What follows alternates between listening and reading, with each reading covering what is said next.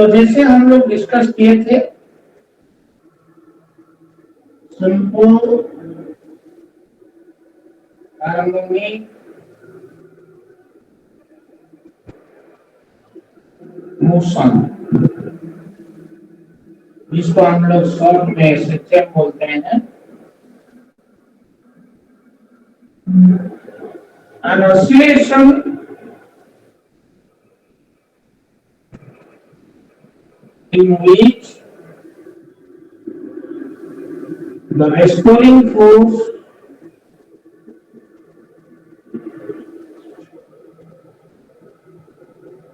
is directly proportional to displacement.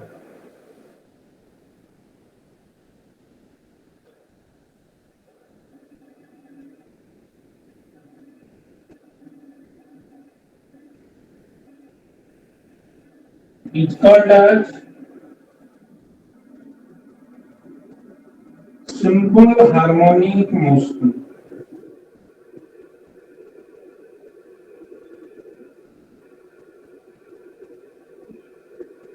ये बात हम लोग पहले से डिस्कस किए थे। अगर फिर भी किसी को कोई डाउट है तो आप लोग पूछ सकते हो।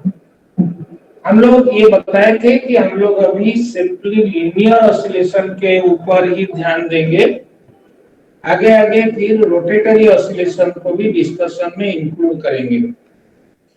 तो लीनियर ऑसिलेशन में पार्टिकल का मोशन दो एक्सट्रीम एंड के अंदर ही रहता है।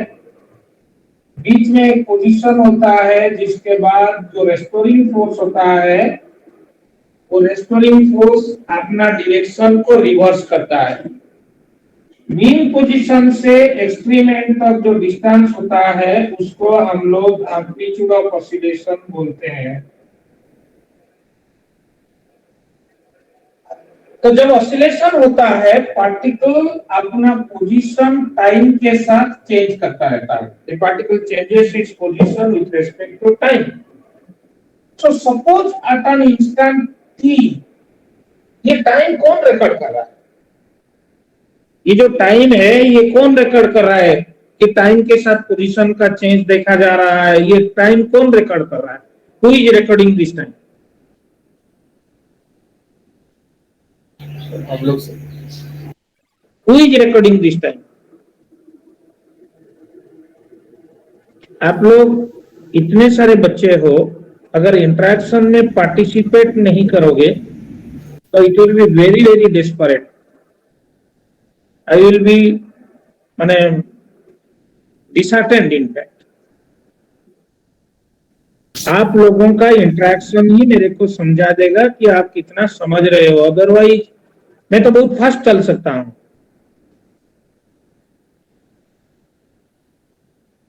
Who is observing this oscillation and recording the positions at different instant of time? An observer. An observer. Yes, an observer. So what an observer is with him? ये observer के पास क्या चीज है? ये ऑब्जर्वर्स के पास कुछ सोफिस्टिकेटेड इंस्ट्रूमेंट है बोल के हम लोग मान लेते हैं। और वो इतना सोफिस्टिकेटेड है कि कोई भी क्वांटिटी को, चाहे फोर्स का वैल्यू, चाहे मास का वैल्यू, चाहे पोजीशन का वैल्यू, चाहे टाइम का वैल्यू, कुछ भी मेजर करना चाहे वो मेजर कर पाएगा। मतलब ये जो टाइम, जिस टाइम में हम लोग पोजीशन निकाल रहे हैं, ये टाइम कोई गिरजाघर में होने वाला वॉच का टाइम नहीं है, या रेलवे प्लेटफॉर्म में होने वाला टाइम टेबल का टाइम नहीं है। ये टाइम ऑब्जर्वर का, इंस्ट्रूमेंट का। ऑब्जर्वर के पास भी एक वॉच है, हो सकता है स्टॉप वॉच। जब से वो शुरू किया देखना, तभी अपना स्टॉप वॉच दबाया और उसी इंस्टेंट में t=0 शुरू हुआ।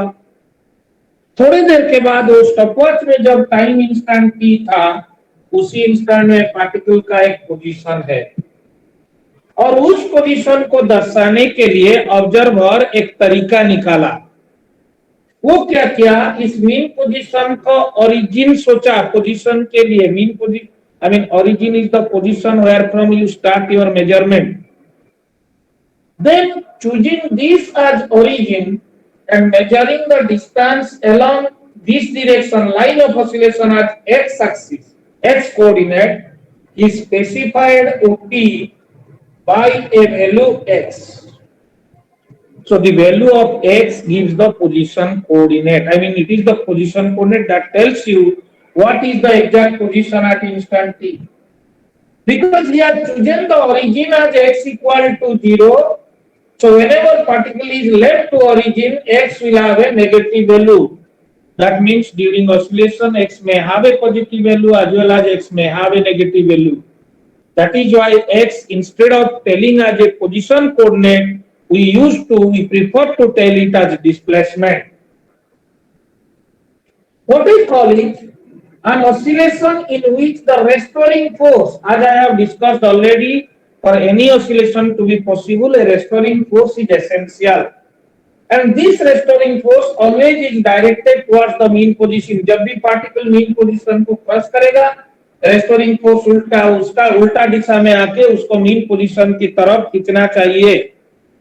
तो ये restoring force जो है, ये रेस्टोरिंग फोर्स किसी भी इंस्टेंट का, ये रेस्टोरिंग फोर्स भी अलग-अलग इंस्टेंट में अलग-अलग होता है, अलग-अलग पोजीशन में अलग-अलग होता है. So this restoring force is a position of x, a function of x.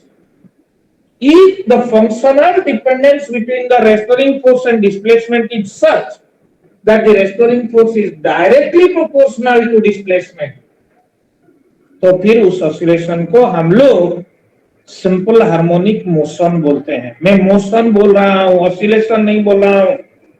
क्यों? क्योंकि यहाँ पे जो ऑसिलेशन हम देख रहे हैं वो एक्चुअली एक पार्टिकल का टू एंड फ्रो मोशन है. आगे हम आपको ऐसा भी कंसेप्ट पे लाएंगे where you will see that there is no particle to move, but there is oscillation which can be called as simple harmonic oscillation. Instead of saying there, it is simple harmonic motion. So when a particle is oscillating and the oscillation is satisfying the condition of restoring force directly proportional to displacement, then particle's oscillation can be called motion or simple harmonic oscillation of the particle. But later you will see some type of simple harmonic oscillation where you cannot say the oscillation to be simple harmonic motion because no motion will be seen there. Just like the oscillation of electric field in case of electromagnetic wave with respect to time and position. Are you getting my point or you are having any confusion? No, sir. Okay. Now, so what I told is representing the position by a displacement with respect to mean position, which is chosen as the origin. If I represent Fr as a restoring force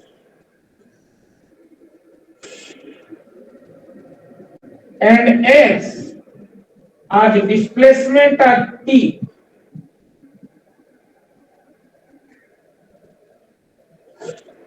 then a simple harmonic motion Fr is directly proportional to displacement. Can you mark? I have attached the negative sign here. कोई बोल सकता है क्यों ये negative sign हम लगाए हैं? Direction opposite होगा. ऑपोजिंग फोर्स है. एक्चुअली क्या होता है, आप ध्यान से मार्क करो ऑसिलेशन को. रेस्टोरिंग फोर्स का हर टाइम एक ही काम है कि जिस तरह डिस्प्लेसमेंट बढ़ता रेस्टोरिंग फोर्स उसका उल्टा में एक्ट करेगा. So restoring force always acts opposite to the increasing displacement. इसी बात को इनकॉर्पोरेट करने के लिए नेगेटिव साइन अटैच किया गया है. Negative sign is attached because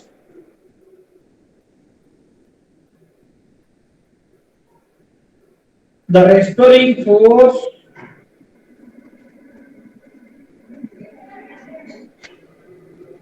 always acts opposite to increasing displacement. Now every proportionality relation can be expressed as an equation with a proportionality constant involved. So restoring force can be written as minus kx. What this k is? No doubt k is the proportionality constant.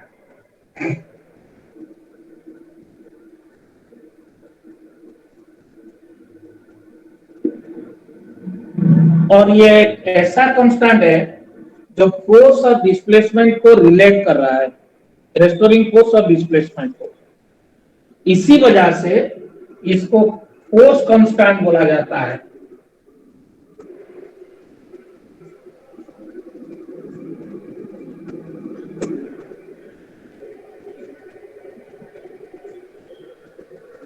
और k का अगर आप dimension देखो, k का value जो है वो Fr by x, that means restoring force or unit displacement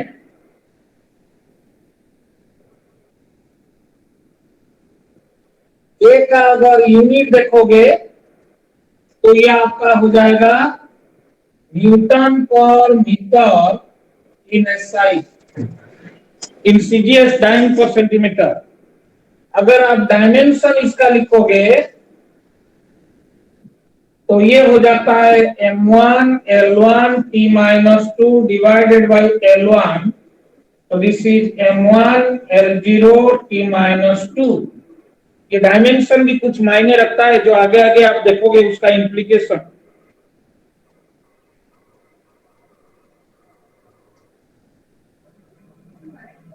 okay, what we are discussing here is simple harmonic motion on damped time। मैंने क्लास में समझाया था आप लोगों को डैम्प्ड मोशन क्या होता है, अनडैम्प्ड मोशन क्या होता है, फोर्स्ड ऑसिलेशन क्या होता है। For the time being, let us assume that except the restoring force, no other force is present। चलिए हमारे डिस्कशन को सिंपल करने के लिए मान लेते हैं अभी थोड़ा देर के लिए कि रेस्टोरिंग फोर्स को छोड़ के कोई भी अदर फोर्स इधर प्रेजेंट नहीं है। If we assume there is no other force present,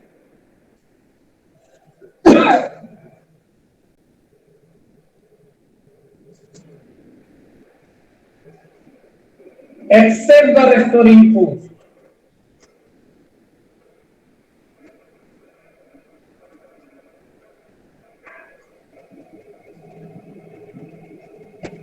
from Newton's second law,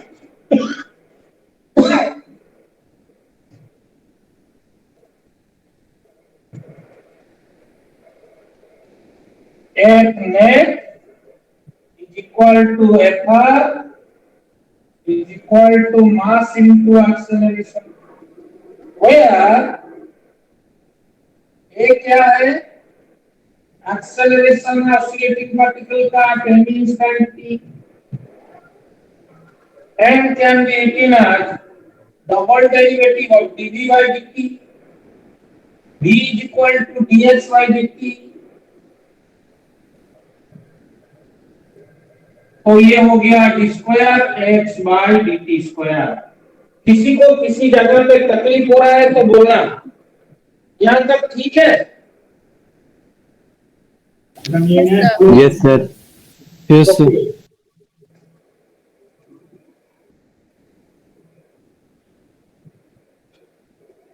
तो फिर ऐसे चैन के लिए ऑन डैम जो कि फ्री ऑसिलेशन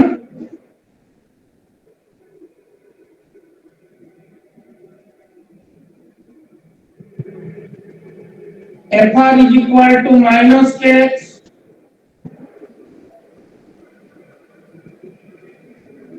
Fr की जगह पे माइनस को एक्स पुट कर दो, तो आपको एक डिफरेंशियल इक्वेशन मिल जाता है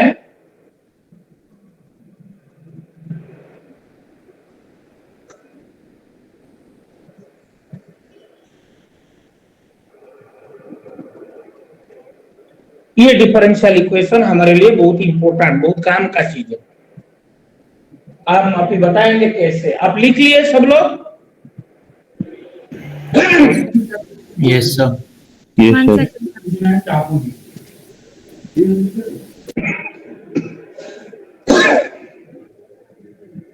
चलिए देखते हैं ये कितना काम का चीज है, ये डिफरेंशियल इक्वेशन। आप लोग याद करो कल का बात को, क्लास का बात को। एक पार्टिकल मूव कर रहा है, ये ओरिजिन है। किसी इंस्टेंट में पार्टिकल का पोजीशन कोऑर्डिनेट x है। टाइम बदलता है तो x भी बदलता है, और x टाइम का पोजीशन कोऑर्डिनेट फंक्शन है। जो लास्ट क्लास में हम आपको बताए थे, ये समझाने की कोशिश किए थे कि आप अगर हमको बता दोगे कि x p के ऊपर कैसा डिपेंड कर रहा है, तो किसी भी इंस्टेंट का पोजीशन कोऑर्डिनेट क्या है, वेलोसिटी क्या है, एक्सेलरेशन क्या है, मोमेंटम क्या है, काइनेटिक एनर्जी क्या है, पोटेंशियल एनर्जी क्या है, टोटल एनर्जी क्या है, सब कुछ मैं निकाल दूंगा। याद आ रहा है ये बात या याद नहीं आ रहा है? Yes, sir. याद है। Yes, sir. मतलब पोजीशन कोऑर्डिनेट का टाइम डिपेंडेंस मोशन के टाइम में, या वेलोसिटी का टाइम डिपेंडेंस, या मोमेंटम का टाइम डिपेंडेंस, किसी भी क्वांटिटी का टाइम डिपेंडेंस आप दे दो और उसके साथ सिर्फ मास ऑफ द बॉडी को दे दो, कोई भी इंस्टेंट का पोजीशन, वेलोसिटी, एक्सेलरेशन, मोमेंटम सब कुछ हम निकाल देंगे। मतलब पूरा मोशन को डिस्क्राइब कर देंगे। अभी ऑसिलेशन में आए तो ऑसिलेशन की केस में पार्टिकल आगे पीछे हो रहा है, ये मीन पोजीशन है। किसी भी इंस्टेंट का पोजीशन कोऑर्डिनेट x है और टाइम के साथ x बदल रहा है, तो यहां पे भी x t का एक फंक्शन होगा ना। इसी तरह अगर यहां पे इस ऑसिलेशन पे x t के साथ कैसे बदल रहा है, उस फंक्शन को एग्जैक्टली हम लोग निकाल देंगे, then we can get the motion state at any instant. motion state means उस इंस्टेंट में पार्टिकल मीन पोजीशन से कितना दूरी पे है, उस इंस्टेंट पे उसका वेलोसिटी क्या है, at that instant what is the acceleration, momentum, kinetic energy, potential energy, total energy, whatever information you need, everything can be obtained provided you know during oscillation how x is changing with respect to time, the exact functional dependence.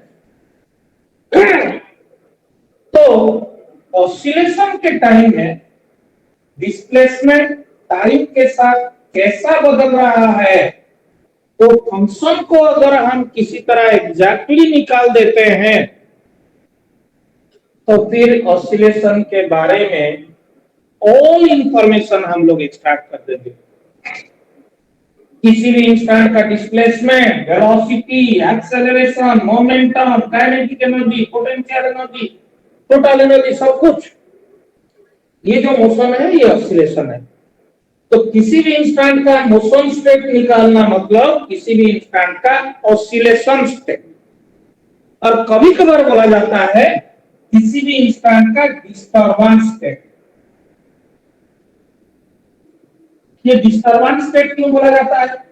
Motion state, oscillation state, वो तो समझ में आया क्योंकि motion कर रहा है इसलिए कोई भी इंस्टेंट का मोशन स्टेट, वो मोशन ऑसिलेशन है, ऑसिलेटर है, इसलिए कोई भी इंस्टेंट का ऑसिलेशन स्टेट। डिस्टर्बेंस स्टेट या स्टेट ऑफ डिस्टर्बेंस क्यों बोला जाता है, ये सब पता करने के लिए, क्योंकि जब पार्टिकल ऑसिलेट करता है तो ये होता है इक्विलिब्रियम पोजीशन, और कोई भी अगर इक्विलिब्रियम में है तो हम लोग बोलते हैं कि ये अनडिस्टर्ब्ड है। अगर किसी इंस्टेंट में वो थोड़ा भटक गया इक्विलिब्रियम से, हम लोग बोलते हैं कि ये डिस्टर्ब हो गया। कितना डिस्टर्ब हुआ भैया? तो x, b, a, p, k, q ये सब मिलके उस इंस्टेंट में इक्विलिब्रियम का स्टेट से कितना हट गया है उसका स्टेट, ये सब निकल आएगा। इसीलिए इसको ये जो मोशन स्टेट बोलो, स्टेट ऑफ ऑसिलेशन बोलो, the same thing you can also called as state of disturbance. मतलब बहुत टाइम में ऑसिलेशन में ऑसिलेशन स्टेट नहीं बोल के लोग स्टेट ऑफ डिस्टरबेंस बोलते हैं। तो यही चीज आप समझ लेना। Is it clear? सर थोड़ा दोबारा से बोल देंगे? मैं बोल रहा हूं कि ऑसिलेशन जब पार्टिकल होता है तो जब भी वो ऑसिलेट करता है तो किसी भी इंस्टेंट में उसका पोजीशन देखो, वो इक्विलिब्रियम से भटक गया है। इक्विलिब्रियम में वो स्थिर था, मतलब इक्विलिब्रियम में था, आराम से था। अभी वहां से हट गया, भटक गया तो हम लोग क्या बोलते हैं, वो डिस्टर्ब हो गया। तो measure of disturbance from the equilibrium is given by the position, coordinate, displacement, velocity, acceleration, momentum, kinetic energy। तो इसी वजह से किसी भी इंस्टेंट का मोशन स्टेट या ऑसिलेशन स्टेट को लोग डिस्टरबेंस स्टेट या स्टेट ऑफ डिस्टरबेंस भी बोलते हैं। और ये टर्मिनोलॉजी ज्यादातर वेव के केस में अप्लाई होता है। आप देखो होंगे the state of the wave बोल के बहुत बार तुम लोग किताब में पढ़े होंगे स्टेट ऑफ डिस्टरबेंस, क्योंकि हर वेव में ऑसिलेशन होता रहता है। बिना ऑसिलेशन वेव का एग्जिस्टेंस ही नहीं है। मैं दिखाऊंगा आप लोगों को। तो ये बात समझ में आया या और कुछ डाउट है, पूछना है? ओके, और एक बात देखो, आप लोग बोलो, मैं पूछ रहा हूं, क्या सोच रहे हो, टाइम के साथ एक सिर्फ मोनोटोनिकली बढ़ता जाएगा या मोनोटोनिकली घटता जाएगा, या बढ़ के थोड़ा फिर मैक्सिमा अटेंड करेगा, फिर घट के मिनिमा, फिर मैक्सिमा, फिर मिनिमा, फिर मैक्सिमा, फिर मिनिमा? ऑसिलेशन में एक्स टाइम के ऊपर कैसे डिपेंड करेगा? Maximum minimum. मैक्सिमम। इसका मतलब एक्स का वैल्यू दो यूनिट के बीच में ही बदलता रहेगा। ये सर नो? Yes sir. बस कोई भी क्वांटिटी, ये जो एक्स है ये एक एंटिटी है या क्वांटिटी है?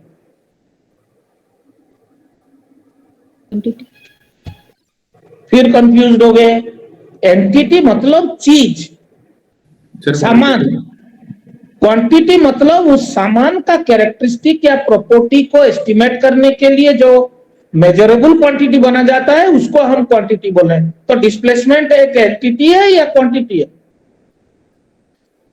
क्वांटिटी है। Quantity sir, quantity.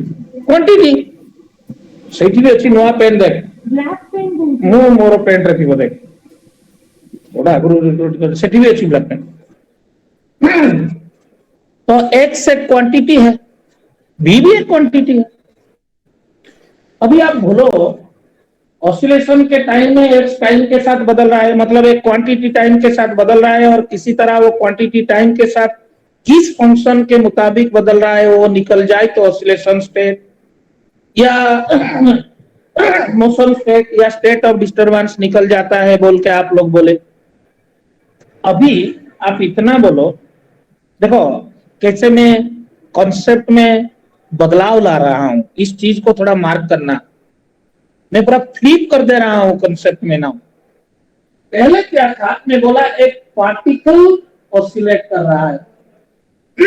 जब मैं बोलता हूं पार्टिकल ऑसिलेट कर रहा है, सोचो एक इलेक्ट्रॉन, सोचो एक क्रिकेट बॉल, सिंपल पेंडुलम में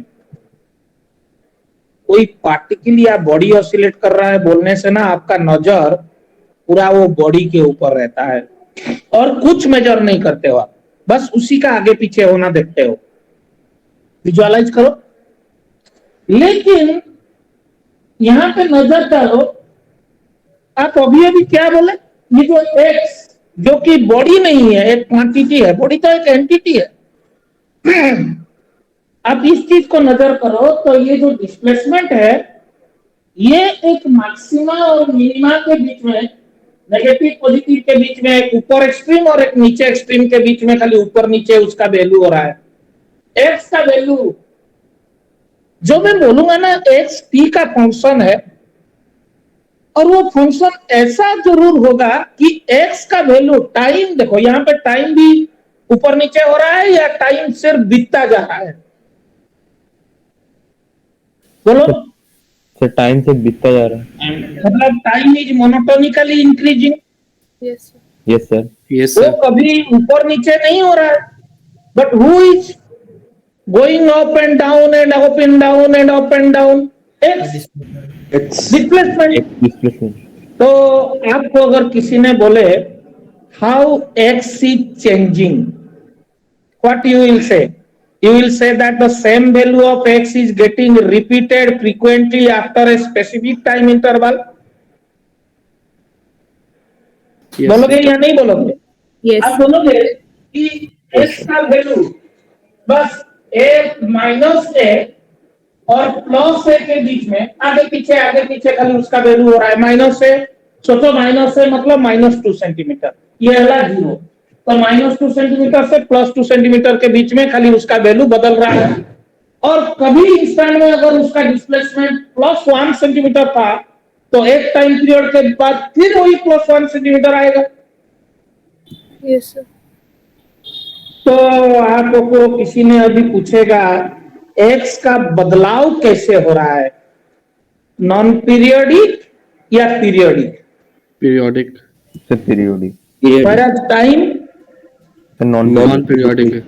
मतलब in oscillation, listen me very carefully, in oscillation there exists a quantity, x is a quantity, who is periodically changing continuously with time.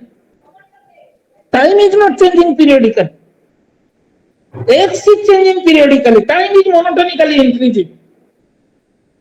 So this careful examination or inspection informs us that x must be a periodic function of time. Time is not periodic, time is independent variable, x is dependent variable.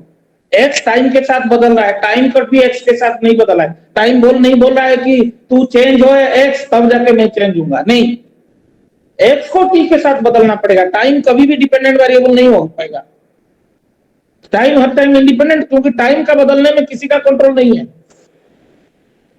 सो आपको एक बात समझ में आ रहा होगा कि displacement नाम का जो क्वांटिटी को ऑसिलेशन में हम लोग इंट्रोड्यूस किए थे, वो क्वांटिटी टाइम का एक पीरियोडिक फंक्शन होना जरूरी है, ये सर नो। Yes sir. पहले क्या बोलते थे? Periodic motion. अभी क्या बोल रहे हैं हम? क्या बोले अभी? Periodic function. कहां से कहां पे जंप किए?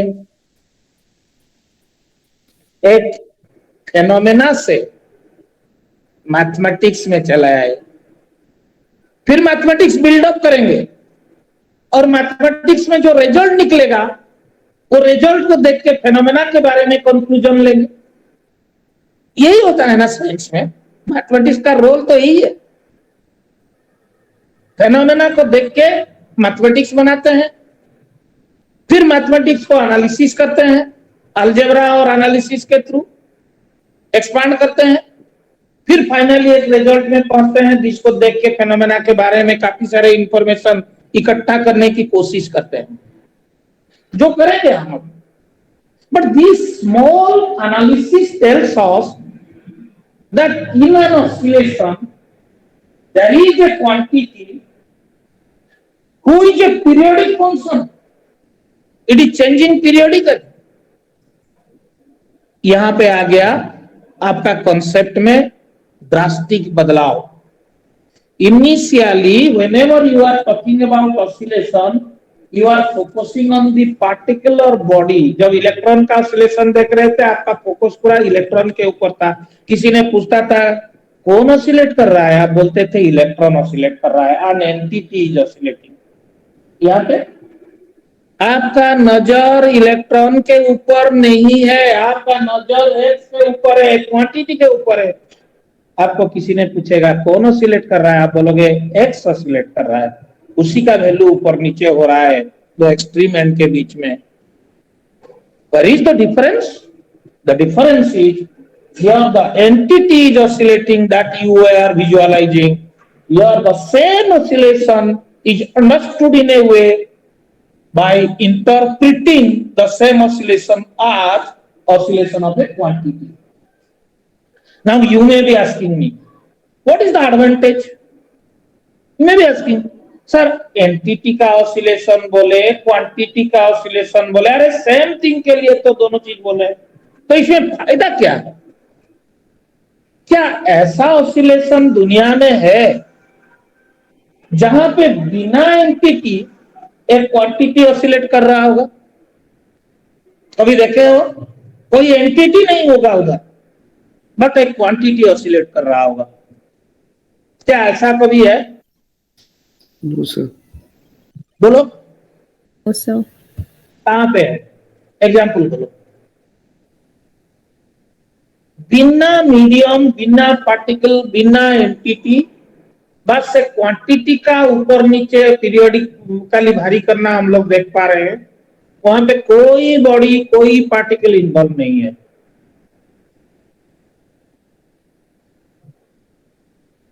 सोचो, तुम लोग जानते हो बेटा, बस थोड़ा सोच लो,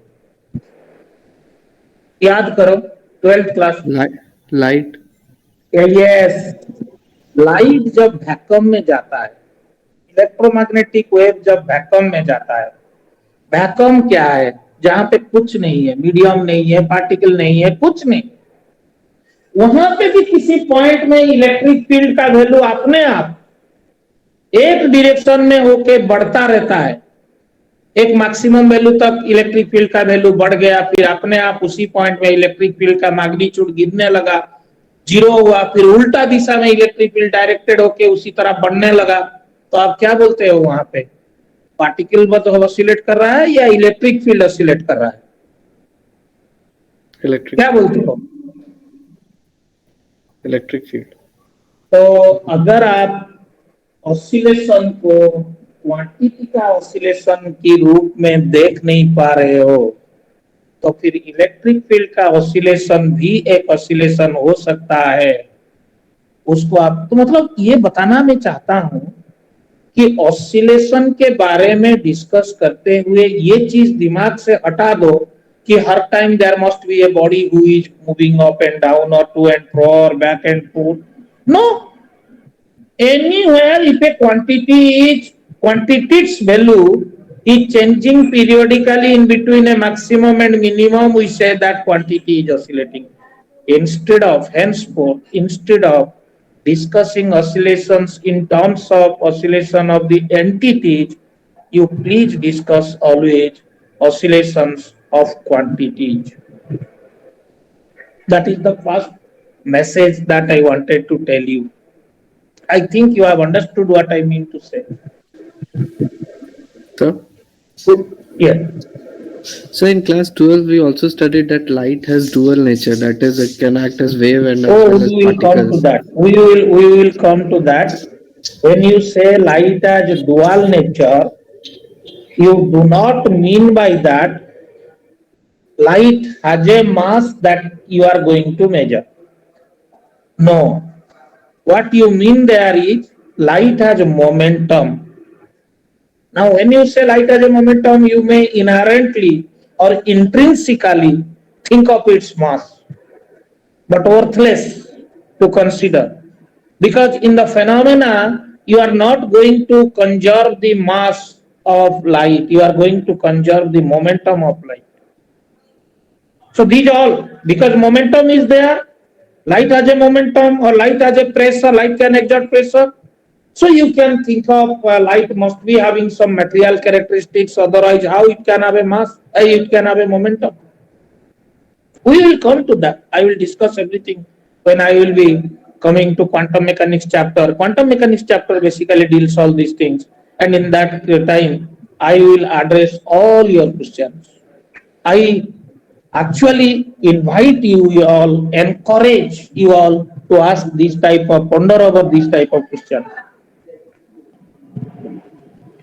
These questions will help you, in fact, to understand if sometime after you become interested in quantum computation, computing through quantum, using the quantum mechanical principle. Okay, so in this discussion you had some information. Number one, instead of discussing oscillation in terms of oscillation of a particle, henceforth we will discuss the oscillation in terms of a oscillation of a quantity. So then instead of simple harmonic motion, we should talk of simple harmonic oscillation. Here is a problem, because when we started defining simple harmonic motion, we told that restoring force is directly proportional to displacement. But if there is no entity at all, whose displacement? I will give answer to it. I am proceeding. But before that, just mark the quantity oscillating. It must be a periodic function of time. It must be a periodic function of time, because its value has to go and down in between two extreme values. What are the periodic functions that you have read in your 11, 12 or maybe earlier? Sir, sine and cos. Only. There are so many periodic functions mathematics people deal. So whenever particle is oscillating, the displacement is necessarily a periodic function of time. But there may be any periodic function. It may be a sine function, it may be a cos function, tan function, or any other periodic function. उसी time में काफी पहले फॉरियर नाम का एक mathematician, फॉरियर series, फॉरियर transform के बारे में तुम लोग यहाँ पे पढ़ोगे इंजीनियरिंग में। फॉरियर नाम का एक आदमी मैथमेटिशियन कम फिजिसिस्ट, क्या प्रूव करके दिखाया जानते हो? जैसे +2 में आप पढ़े हो, कोई भी फिजिकल क्वांटिटी को mass, length, time, current, temperature, luminous intensity, amount of a substance, इस 7 क्वांटिटीज के द्वारा एक्सप्रेस किया जा सकता है। इसीलिए इनको फंडामेंटल क्वांटिटीज बोला जाता है। कोई भी फिजिकल क्वांटिटी दे दो, ये 7 फंडामेंटल क्वांटिटीज के रूप में उसको एक्सप्रेस किया जा सकता है। इसी तरह फॉरियर ने दिखाया, कोई भी पीरियोडिक फंक्शन ले लो, उसको साइन और कॉस, ये दोनों फंक्शन को लेके एक्सपांड किया जा सकता है। We can expand this function using sine and cos functions only. Then you must be now following why sine and cos are called as the fundamental periodic functions or basic periodic functions. Because all periodic functions can be expressed in terms of sine and cos functions as a Fourier series. Could you understand what I mean? Yes, sir. Then sines and cos functions are the simplest periodic functions. What you will see now, I will show you. Simple harmonic motion की case में exclusively ये जो x है displacement, वो time का sign या cos function होगा पक्का। हम लोग शुरू कहां से किए थे? Simple harmonic motion is that oscillation in which restoring force is directly proportional to displacement. वहां पे हम लोग ये नहीं बोले थे कि डिस्प्लेसमेंट टाइम का साइन या कॉस फंक्शन होगा, लेकिन मैं अभी प्रूव करके आपको दिखाऊंगा कि सिंपल हार्मोनिक ऑसिलेशन में डिस्प्लेसमेंट टाइम का जो पीरियोडिक फंक्शन होगा वो साइन या कॉस होगा। साइन या कॉस सबसे सिंपलेस्ट पीरियोडिक फंक्शन है। तो मैं क्या बोलूंगा, वो डिपेंडेंस एक्स और टी के बीच में जो कि साइन और कॉस इन्वॉल्व होंगे, वो सबसे सिंपलेस्ट पीरियोडिक मोशन होगा, सबसे सिंपलेस्ट ऑसिलेशन होगा। इसी वजह से इस टाइप का ऑसिलेशन को सिंपल हार्मोनिक मोशन बोला जाता है या सिंपल हार्मोनिक ऑसिलेशन बोला जाता है, क्योंकि इसका जो इक्वेशन ऑफ मोशन हम डेवलप करने जा रहे हैं, एक्स और टी के बीच में जो फंक्शनल डिपेंडेंस निकालेंगे वो एक पीरियोडिक फंक्शन होगा, वो सिर्फ एंड सिर्फ साइन या कॉस होगा, जो कि सबसे सिंपलेस्ट पीरियोडिक फंक्शन होता है। पीरियोडिक फंक्शन को ये मैथमेटिक्स वाले हार्मोनिक फंक्शन भी बोलते हैं, हम लोग भी बोलते हैं। इसी वजह से पीरियोडिक मोशन को हार्मोनिक मोशन भी बोला जाता है। तो अभी आपको समझ में आ गया होगा क्यों जिस ऑसिलेशन में restoring force directly proportional to displacement होता है उसको सिंपल हार्मोनिक क्यों बोला जाता है। हार्मोनिक इसीलिए क्योंकि उसमें इक्वेशन ऑफ मोशन पीरियोडिक है, सिंपल इसीलिए क्योंकि सबसे सिंपलेस्ट पीरियोडिक फंक्शन जो साइन एंड कॉस वो लोग ही इन्वॉल्व होते हैं इक्वेशन ऑफ मोशन में। तो अभी उलट गए हम, पहले शुरू क्या किए थे, simple harmonic motion is an oscillation in which the restoring force is directly proportional to displacement। अभी उसको उल्टा के क्या बोलेंगे जानते हो, सिंपल हार्मोनिक ऑसिलेशन। मैं नहीं बोलूंगा सिंपल हार्मोनिक मोशन, क्योंकि मैं मेरा डिस्कशन का डोमेन को और एक्सपांड करना चाहता हूं, सिर्फ मोशन में रेस्ट्रिक्ट नहीं रहना चाहता हूं, जहां पे मोशन नहीं हो रहा है वहां पे भी ऑसिलेशन हो रहा है, ये बात को इंट्रोड्यूस करना चाहता हूं। तो इसीलिए मैं बोलूंगा simple harmonic oscillation is that oscillation in which the quantity oscillating, वो क्वांटिटी डिस्प्लेसमेंट हो सकता है, वो क्वांटिटी वेलोसिटी हो सकता है, वो क्वांटिटी प्रेशर हो सकता है, वो क्वांटिटी इलेक्ट्रिक फील्ड हो सकता है, वो क्वांटिटी चार्ज हो सकता है, वो क्वांटिटी करंट हो सकता है। एसी करंट में आप देखे हो कैपेसिटर का एक प्लेट में होने वाला चार्ज का वैल्यू, एक्सेस चार्ज का वैल्यू भी टाइम के साथ साइन फंक्शन के मुताबिक ऑटोमेटिकली ऑसिलेट करता है। एसी सर्किट में आप देखे हो करंट भी टाइम के साथ ऑसिलेट करता है साइन फंक्शन के मुताबिक। तो वहां पे तो आप ये नहीं बोलते हो कि एक पार्टिकल मूव कर रहा है। तो हम अभी से बोलेंगे सिंपल हार्मोनिक ऑसिलेशन वो ऑसिलेशन है जहां पे जिस ऑसिलेशन में एक ऐसा क्वांटिटी है जो कि साइन या कॉस के अनुसार पीरियोडिकली बदल रहा है, साइन एंड कॉस ओनली, क्योंकि वही सिंपल पीरियोडिक फंक्शन है।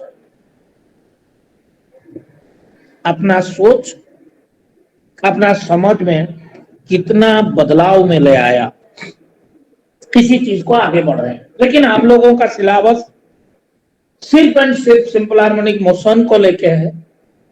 बट बाद में ये चीज क्यों बताया, मैं चाहता हूं कि तुम इलेक्ट्रोमैग्नेटिक वेव को पढ़ाते हुए और क्वांटम मैकेनिक्स को पढ़ाते हुए सिंपल हार्मोनिक ऑसिलेशन का एक्चुअल मतलब को समझो। जहां पे रेस्टोरिंग फोर्स भी नहीं है वहां पे भी सिंपल हार्मोनिक ऑसिलेशन को इंट्रोड्यूस किया जा सकता है, क्योंकि हम लोग आज से सिंपल हार्मोनिक ऑसिलेशन को बोलते हुए रेस्टोरिंग फोर्स को इन्वॉल्व नहीं करेंगे। हम लोग बोलेंगे वो ऑसिलेशन में जहां पे क्वांटिटी ऑसिलेट कर रहा है, वो अगर टाइम को वो अगर जिस क्वांटिटी के साथ ऑसिलेट कर रहा है उस क्वांटिटी के साथ साइन या कॉस में बदल रहा है, तो उस क्वांटिटी का सिंपल हार्मोनिक ऑसिलेशन हो रहा है बोल के बोलेंगे। मतलब ऑसिलेशन को हम लोग और बॉडी या एंटिटी को देख के नहीं बोलेंगे, क्वांटिटी का बदलाव को देख के बोलेंगे। वो टाइम के साथ बदले, पोजीशन के साथ बदले, कुछ ही के साथ बदले। ये भी जरूरी नहीं है कि ऑसिलेशन में टाइम के साथ ही बदलेगा, वो भी दिखाएंगे वेब में कैसे। ओके, नाउ आज you discuss every motion has an equation of motion. अगर वो इक्वेशन ऑफ मोशन निकल गया तो मोशन के बारे में सब इंफॉर्मेशन निकल जाता है। ऑसिलेशन में भी वही हालत है। ऑसिलेशन में x जो डिस्प्लेसमेंट है वो टाइम के साथ पीरियोडिकली बदल रहा है, बस इतना इंफॉर्मेशन पता है। तो सिंपल हार्मोनिक ऑसिलेशन में हम लोग जानते हैं, सिंपल हार्मोनिक ऑसिलेशन में, simple harmonic undamped free oscillation में क्या डिस्प्लेसमेंट टाइम के साथ कैसे बदल रहा है उस इक्वेशन को हम लोग इजीली निकाल पाएंगे, क्योंकि वो निकल गया तो इक्वेशन ऑफ मोशन निकल गया, और इक्वेशन ऑफ मोशन निकल गया तो एवरीथिंग निकल गया। वहां से सब कुछ आ जाएगा ऑसिलेशन के या डिस्टर्बेंस स्टेट के बारे में किसी भी इंस्टेंट। बस इसको निकालने का कोई बड़ा चैलेंज हमारे पास और नहीं रहा, ये सिंपल हो गया। कैसे? हम लोगों के पास एक डिफरेंशियल इक्वेशन है। डिफरेंशियल इक्वेशन को देखो, दो ही चीज अगर ऑसिलेशन में, सिंपल हार्मोनिक ऑसिलेशन में आपको पता है, सिंपल हार्मोनिक मोशन में एक है मास, जो ऑसिलेट कर रहा है उसका मास, दूसरा है फोर्स कांस्टेंट। ओनली कोई ऑसिलेशन में ये दो चीज पता है तो ये डिफरेंशियल इक्वेशन को लिख दो और कुछ नहीं चाहिए। ये डिफरेंशियल इक्वेशन को लिख दो, क्योंकि x का तो वैल्यू आपको पता नहीं है, वो डिपेंडेंट वेरिएबल है। t का वैल्यू आपको पता नहीं है, वो इंडिपेंडेंट वेरिएबल है जो कि कंटिन्यूअसली बदल रहा है। और आपको चाहिए क्या? आपको चाहिए x अगे फंक्शन ऑफ t, इसी को तो निकालना है। तो look at this differential equation. आपको n पता है, आपको k पता है, ये दोनों चीज कोई ऑसिलेशन में निकालना सबसे बड़ा बात नहीं है, ये दोनों निकल गया, बस उसके बाद डिफरेंशियल इक्वेशन को लिख दिए। और मैथमेटिक्स में हम लोगों को सिखाया गया है डिफरेंशियल इक्वेशन को कैसे सॉल्व करोगे। जब कोई डिफरेंशियल इक्वेशन को सॉल्व किया जाता है तो what we get the dependent variable as a function of independent variable, and in this problem the independent variable is t, dependent variable is x. So if we solve this differential equation with the knowledge of f and k, m and k, then we got the equation of motion. That was our aim. So now we are going to solve this differential equation to get the equation of motion from which we can have every information regarding the simple harmonic motion. बाद में मैं आपको दिखाऊंगा इसी mathematics को लेके कैसे हम लोग सिंपल हार्मोनिक ऑसिलेशन जहां पे बॉडी इन्वॉल्व नहीं है उसको भी डिस्कस कर सकते हैं। Any doubt up to this? If you have you can ask me. No, sir. Now the next challenge is to solve this.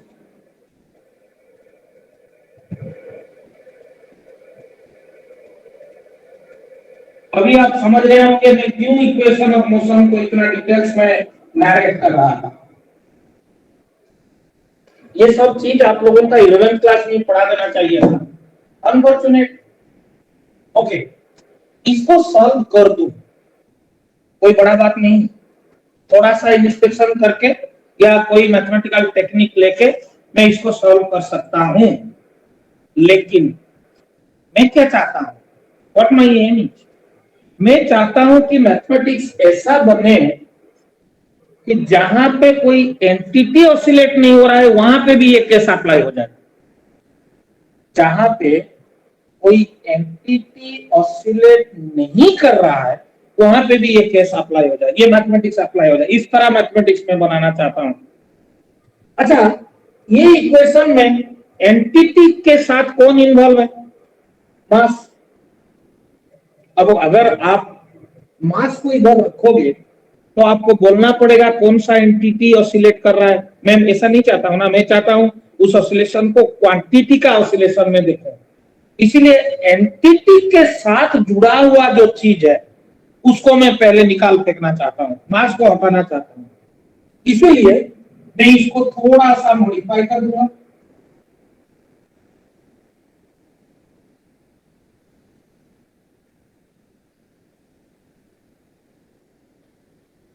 मेरे को क्या मिला? k बाई m, इसका डायमेंशन थोड़ा देखते हैं। अभी आपको पता लग रहा होगा क्यों मैं डायमेंशन k का लिखा था।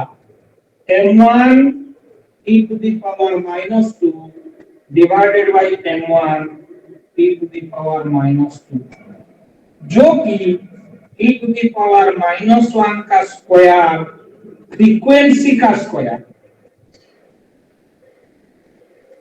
k बाई m का डायमेंशन फ्रीक्वेंसी का स्क्वायर का डायमेंशन है। इसी चीज को दिमाग के अंदर रख के let us put k by m is equal to omega not square. चलिए लिखते हैं, और ये लिखने से आपको पता हो रहा होगा omega naught has dimension of frequency. मैं ये नहीं बोल रहा हूं कि ओमेगा नॉट फ्रीक्वेंसी है, मैं बोल रहा हूं कि इसका डायमेंशन फ्रीक्वेंसी का डायमेंशन के साथ सेम है, ओमेगा नॉट। बाद में हम लोग देखेंगे ना ये ओमेगा नॉट क्या इंडिकेट कर रहा है, ऑसिलेशन के बारे में क्या इंफॉर्मेशन बता रहा है, आपको दिखाएंगे इसका रोल क्या है।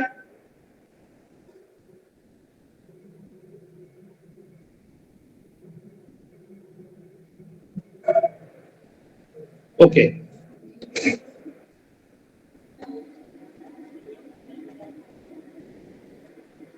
ना इसको अगर सब्स्टिट्यूट कर दूं तो जो डिफरेंशियल इक्वेशन आ जाएगा वो होगा D square X by D T square plus omega not square X is equal to 0। कहां से कहां पहुंचे? यहां पे m था, x को डिस्प्लेसमेंट मानते थे, तो इसको डिस्कस करते हुए हम लोग बोलते थे कि ये डिफरेंशियल इक्वेशन एक बॉडी के लिए लिखा गया है। यहां पे ये नहीं, x को हम डिस्प्लेसमेंट नहीं मानेंगे, इलेक्ट्रिक फील्ड मानेंगे,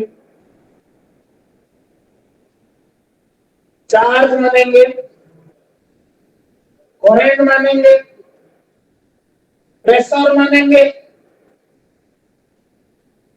ओमेगा नॉट को कुछ एक नया नाम दे देंगे। बाद में तुम देखोगे इसको हम एंगुलर फ्रीक्वेंसी बोलेंगे, एंगुलर फ्रीक्वेंसी, जिसको बोलते हुए मास या फोर्स कांस्टेंट को हम डिस्कशन में ही नहीं लाएंगे।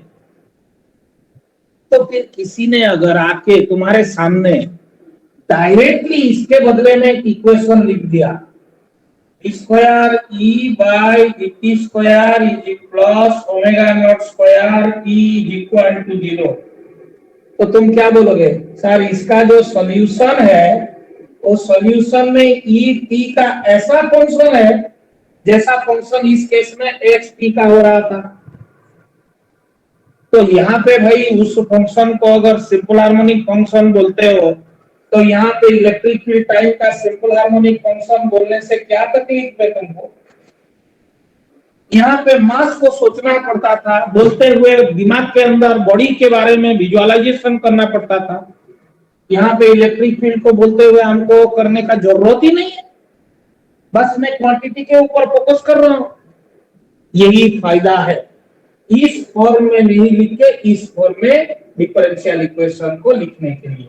इसीलिए आप ये बात याद रख लेना कि कोई भी डिफरेंशियल इक्वेशन ऑफ मोशन अगर इसी रूप में आ गया तो वो डिफरेंशियल इक्वेशन ऑफ मोशन जिस मोशन के लिए लिखा गया है वो एक सिंपल हार्मोनिक ऑसिलेशन है। इसीलिए इसको हम लोग बोलेंगे differential equation of motion of simple harmonic oscillation.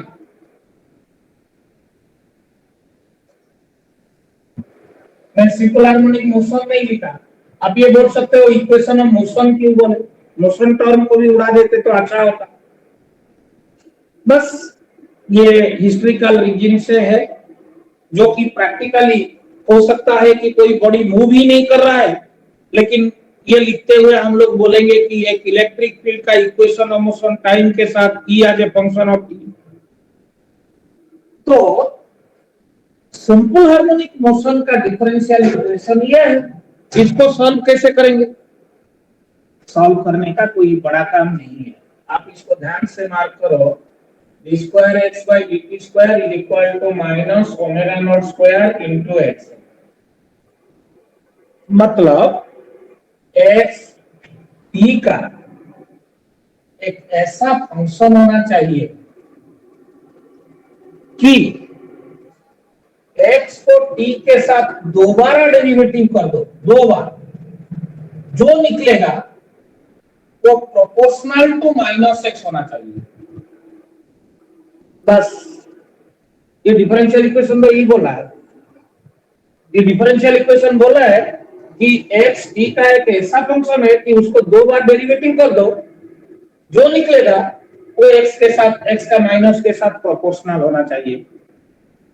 अच्छा, कौन सा फंक्शन ये कंडीशन सेटिस्फाई करता है? साइन, दो बार डेरिवेटिव करो, साइन t को डेरिवेटिव किया cos t हुआ, cos t को और एक बार डेरिवेटिव किया माइनस साइन t हुआ, हो गया ना, minus X, X equal to इतना ले लो। तुम चाहो तो cos t भी ले सकते हो।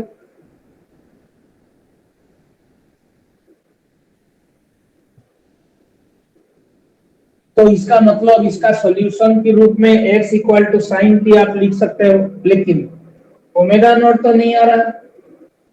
यहाँ पे देखो, ओमेगा नॉट लाना चाहते हो, यहाँ पे ले लो,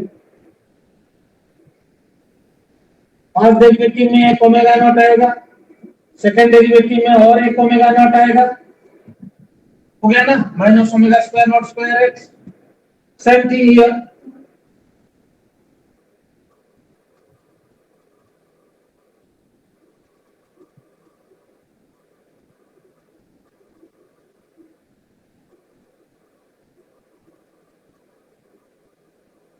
एनी डाउट? Any doubt? तो इसका मतलब ये डिफरेंशियल इक्वेशन का solution sin omega naught T या cos ओमेगा नॉट टी के रूप में लिखा जा सकता है, लेकिन यहाँ पे एक मैथमेटिकल टेक्निक आता है। तुम लोग शायद ये जानते होंगे कि कोई भी सेकेंड ऑर्डर डिफरेंशियल इक्वेशन का काफी सारे सॉल्यूशन होता है। ये जरूरी नहीं है कि एक सेकेंड ऑर्डर डिफरेंशियल इक्वेशन का एक ही सॉल्यूशन होगा। और लीनियर डिफरेंशियल इक्वेशन का एक इंटरेस्टिंग प्रॉपर्टी है, जो डिफरेंशियल इक्वेशन लीनियर है उसका जितने सारे सॉल्यूशन अलग अलग आपको मिलेगा, सभी को ऐड कर दो, you will get a differential equation, you will get a solution। मतलब एक डिफरेंशियल इक्वेशन का जितने सारे सॉल्यूशन है सभी को ऐड कर देने से जो मिलता है वो भी एक सॉल्यूशन हो जाता है। उसको जनरल सॉल्यूशन बोला जाता है, क्योंकि उसी सॉल्यूशन के अंदर बाकी सब सॉल्यूशन कंटेंट होके रहते हैं। Sir, yes, it's been sir 2 p.m. sir lunch. yeah, I know, I am seeing just 2-3 minutes more I will take। क्योंकि उसको समझा देने के बाद आगे damped harmonic oscillator, post harmonic oscillator में हमको ज्यादा कुछ समझाने नहीं रहेगा, बस मैथमेटिक्स करते चलेंगे और तुम लोग अपने आप समझ पा रहे होंगे। Yes sir. सो प्रैक्टिकली ये सॉल्यूशन को जनरल सॉल्यूशन के रूप में लिखने के लिए मैं और दो कांस्टेंट यहाँ पे ऐड कर रहा हूँ। खाली sine omega T not T नहीं लेके ए और आई, ये दो कांस्टेंट ऐड कर रहा हूँ। तुम चेक करके देख सकते हो, ये भी इसका सॉल्यूशन होगा। दो बार डेरिवेटिव करके देखो, लेकिन ये दो कांस्टेंट जो ऐड करना ये कोई बड़ा बात नहीं है, क्योंकि कोई भी सेकंड ऑर्डर डिफरेंशियल इक्वेशन को सॉल्व करने के लिए आपको दो बार इंटीग्रेशन करना पड़ेगा और हर इंटीग्रेशन में एक एक इंटीग्रेशन कांस्टेंट आएगा। तो यहाँ पे जनरल सॉल्यूशन में तीन क्वांटिटी है, ए ओमेगा नॉट आई, इसमें से ई दो जो है ना ये इंटीग्रेशन कांस्टेंट्स है, जिसका वैल्यू बाउंड्री कंडीशन से निकलेगा। लेकिन ओमेगा नॉट इंटीग्रेशन कांस्टेंट नहीं है, क्योंकि वो सॉल्यूशन निकालने से पहले वो डिफरेंशियल इक्वेशन के अंदर था, so that is not the integration constant। Hence, looking into all these things, the general solution of 2 is x as a function of t, a sin omega naught t plus minus phi, or a cos omega naught T plus minus phi। इसी में से किसी एक को ले सकते हो। Where a and phi are integration constants।